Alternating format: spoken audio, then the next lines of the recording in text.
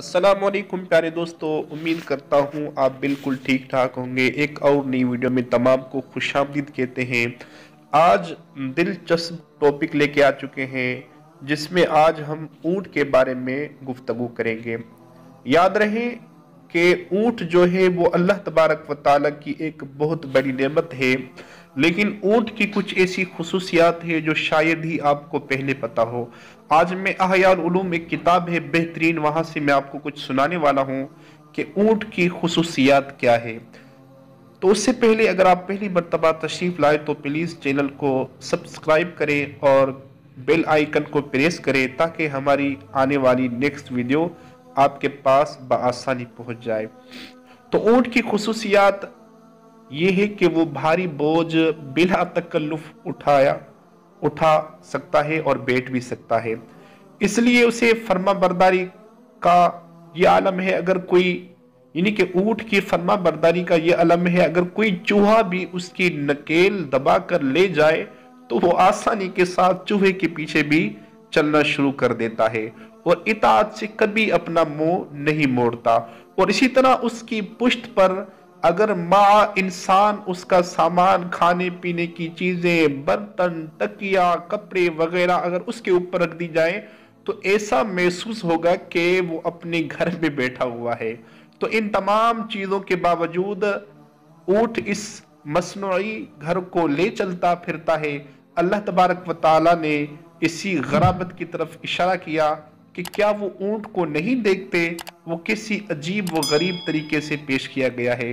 खुदा ताला ने इसलिए लंबी गर्दन ऊँट की बनाई है ताकि वो बोझ लेकर आसानी के साथ ऊँट बैठ जाए और भारी बोझ उठा सके।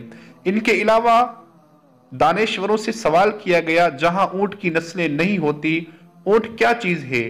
तो उन्होंने गौर व खोद के बाद जवाब दिया कि वो एक लंबी गर्दन वाला जानवर होता है।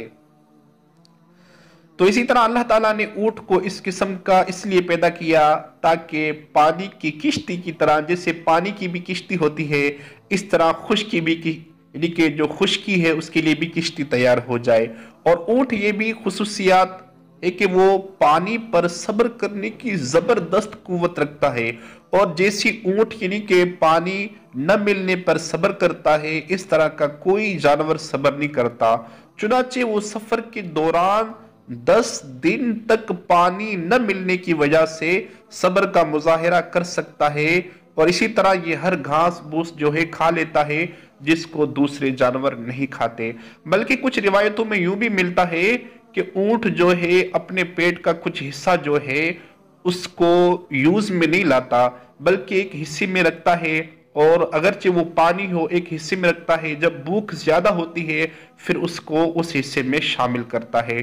तो इस तरह ऊँट अल्लाह तबारक व ताला ने हमें जो दिया, जिसके बारे में कुरान पाक में भी इरशाद फरमाया कि ये तुम्हारे लिए एक और खुश्की की किश्ती है, यानी कि ये कुरान पाक की आयत का मफहूम है। अल्लाह तबारक व ताला की ये बेहतरीन मखलूक है, हमें इसका कदर करना चाहिए।